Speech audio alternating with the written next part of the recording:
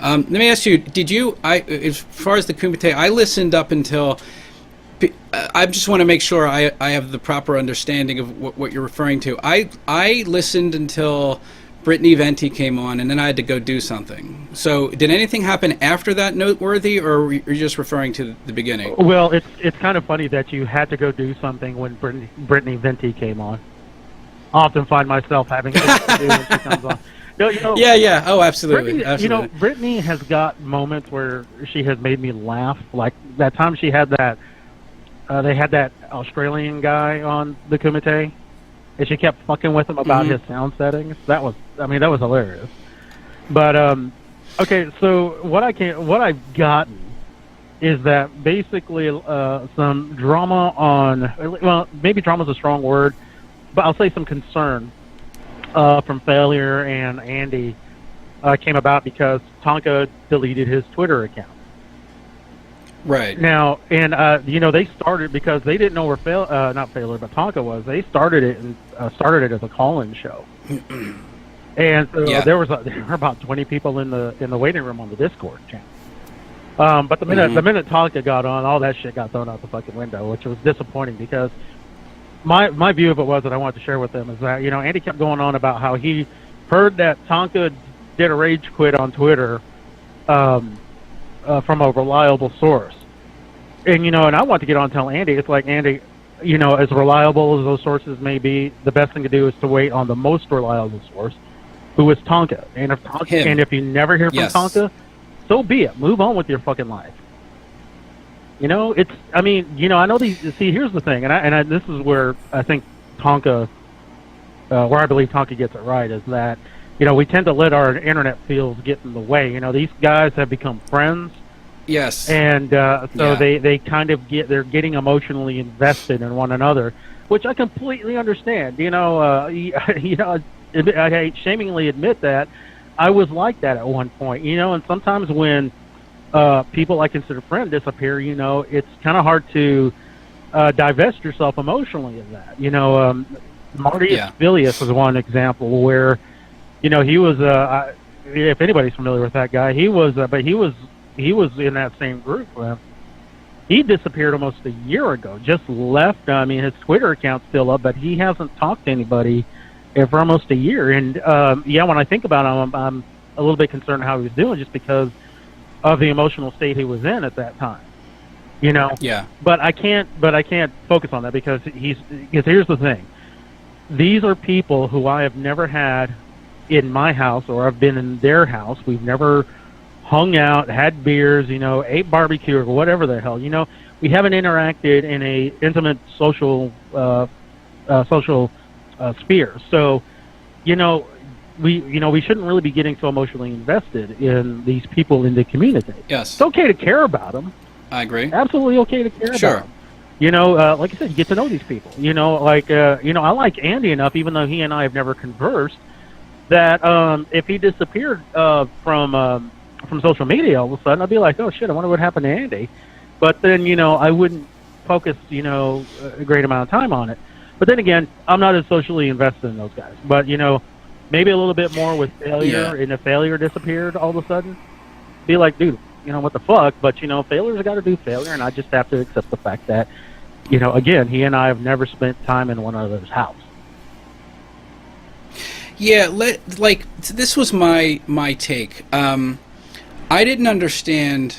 I'm not saying that Andy and Failure didn't have a valid concern, but I felt like, well, several things. Like, hadn't Tonka built up enough credibility that you could just, maybe if it was 24 hours later and he was gone for 24 hours, then fine. But basically it turned out that the man was about 60 to 90 minutes late for work. And hasn't he built up enough credibility to just kind of give him the space, either if it was, and I have no reason to believe otherwise. Frankly, it's not even the type of thing where I feel like anyone's owed more of an explanation. It's not like a situation with Base Mama where she promised the public something or took money or something. That's a person that owes an explanation to the public. With the situation with Tonka, if he comes on the show and he says, whatever, oversleeping, alarm clock, whatever, I don't understand why the response isn't okay, cool, and then proceed to just go on to the subjects. To just like light your hair on fire and go on the air and have a call-in show about Tonka being MIA, like, and I want to make it clear, I'm not talking about the level that JF disrespected Andy. That's a whole another level. But they did disrespect Tonka a little bit, just a little bit. I hope they work that out because. I just it's a good show. I mean, they got a good thing going on there. It is a good show, and you also can't throw the entire genre at a man's feet who has consistently from day one been saying that he doesn't really want what happened to happen. He's dealing with it. I get the impression that he's kind of made an agreement with failure, and he's a man of his word, and that's one of the reasons that he's doing it. And that, I think that's another reason that, like, maybe chill a little bit and just kind of like. Did they really think that Tonka would quit in a dishonorable fashion? Like, I don't think there's anything that Tonka's ever done to indicate that. I think, like I said, just a little bit of disrespect, just a little bit, something I think they could definitely work through. But hopefully they talk about this behind the scenes, because what happened yesterday was, what was the reason that the Worski show failed? I think two reasons. One, the co-host didn't respect the host enough, and two, they did all of their business in public. Mm-hmm. And while certainly this is not nearly on that level, thing that got under my it's a little bit putting it out there for the whole public to see. Yeah, and I'm like, guys, like this is not a good idea. Yeah. Hopefully they figure it out. Yeah. So to a point, I could agree. I could agree with you that there was a level of disrespect. It's again, without knowing their relationships more intimately, right. The best I can say as an outsider looking in is that Tonka, at the end of the day, well, hell, fuck what the relationship is. At the end of the day, Tonka doesn't owe them anything because Tonka's not married to either one of them. That is the only time, in my opinion, that you owe anybody anything is if you're married to them. But he's also consistently represented himself, and he's always been consistent about that. So if he did want to walk away, I understand. Now, certainly I understand people being disappointed. That would be a rough thing to try to figure out, how do you replace him. However, you just have to do it, and you have to figure it out. And you just have to respect if that's the decision he makes. Because it would be one thing if he had represented himself as, I fucking love this shit. I'm going to ride the wheels off this shit. I am here. And then one day he says, I can't do this anymore. But he has never presented himself like that. Yeah, he's always said, at the very least, I mean, all we can do is take what he says at face value, is that was something he didn't really want. And, without knowing the insides of it, the best I've ever really just guessed at was, the thing with the Kumite getting as big as it did was an accident. I was going into the Kumite when there's only about 20, 30 people in there. As a matter of fact, I went in there I didn't know what I was going to get to, but I went into a fight with King Carl, got my ass handed to me because I didn't know what I was getting into. And and then, within about a week or so, the thing just blows up. And I don't... Yeah, I mean, Go ahead. Okay. Well, I don't think... No, I was just saying, like... Okay, well, one of us decide who's going to go ahead, okay? You go ahead. No, you go. Okay, go ahead. So my understanding is Tonka didn't really expect it to go that far, and it did, or get that big, and it did. And then I think when he realized that he had gotten bigger, and again, just my thinking on it, in case they're listening, is that I think that... Failure saw Tonka saw that Failure wasn't at the subscriber levels that Tonka was, even though Failure had been doing it for a while. And I think that, granted, there was the whole thing with the strike, but they decided to move it over to Failure's channels, one of his many channels, to kind of get Failure where Tonka might have thought that he should be. And that's fine. There's no big deal. It moved channels. Everybody knew where it was going. So, again, this, to me, it was kind of a shit show that didn't need to be put out in public. The fact that they started a call. Now, the only reason why I did the call-in show is to say the things that I've said here. is that you guys need to get a fucking. Oh well, you need to that's a get rid of whole different thing, though. Yeah. Yeah.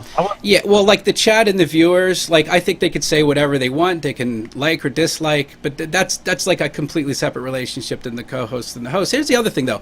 I definitely understand, like, Failure being nervous about if Tonka was going to walk away, because I think what I have in common with Failure, and again, this is just my read. I'm just making a read on people. I could be wrong. I don't know, but like this YouTube shit for me, and it's the impression I get with him. This is probably the first time in his life, and I can attest in my life that I've been given an opportunity at something that could really be something successful. Like, opportunities like this do not come around a lot. So I could certainly understand if he was nervous, because he's kind of has like a co-host, whereas like I'm kind of on my own. I have a business partner, but as far as like what I'm doing here, I just have to rely on myself. So I could certainly understand. I'm not saying that Andy and Failure, their emotions weren't warranted, but it's shit that they should have probably handled behind the scenes. And I would just say, like I said, look at Tonka's track record, because that's all I give a fuck about in this shit is people's track records and are they consistent. Has Tonka done anything to demonstrate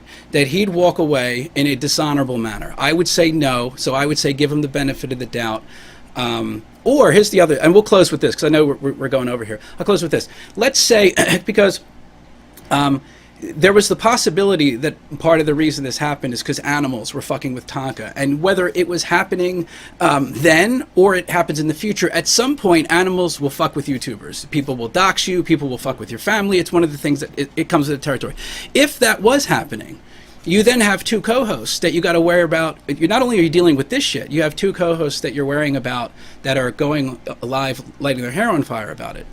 Right. Not good. That's just not good. Again, I don't think Andy and Failure did anything nefarious or bad. I still like both of those. I want blood sports to survive. I think it's fantastic. I just don't want to see the same mistakes made in regards to the Worski show.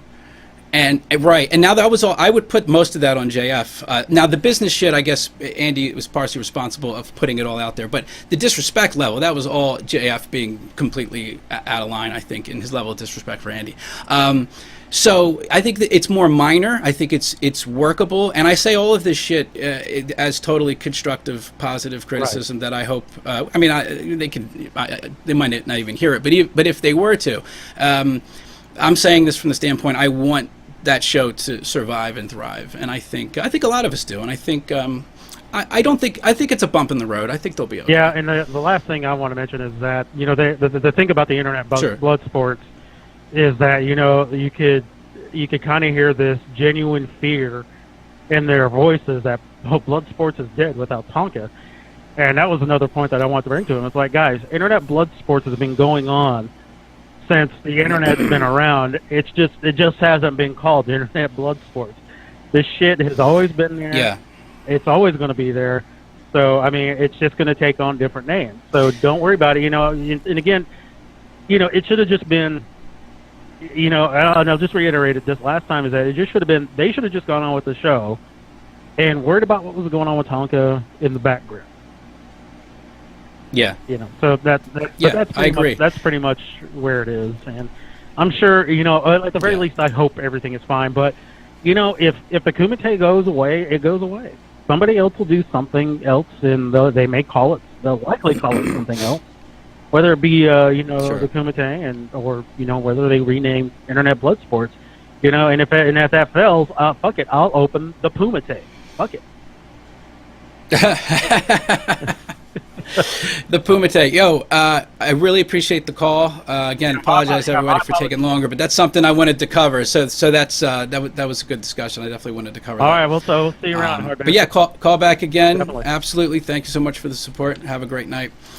Yeah, and I think this is the other thing. Like, okay, I'll just say this real quick. As far as like laying the whole blood sports at one person's feet, you can't do that. It's not really fair, but also it's not a healthy mindset, because they have the hard shit figured out. The hard shit is getting your platform at a level where you have viewers. That's the hard shit, compared to just trying to figure it out. So if you have to move on, and whoever the co-host is, if they leave, you have to figure it out. That's business. You have to fucking figure it out. and you have the platform already. Like the Warski the fact that they merge, I think, is fantastic. That's fantastic. So they have the platform. They just need to figure out the show. And I think Andy needed a navigator. And I think that merging, if Tonka does decide to stay on, I think he's more of a navigator. And I think that's good. And I think if he stays on, they'll be able to figure out. But if he doesn't, I really think, I think they're definitely talented enough to figure it out. And sometimes you just got to figure that shit out. All right, let's move on here.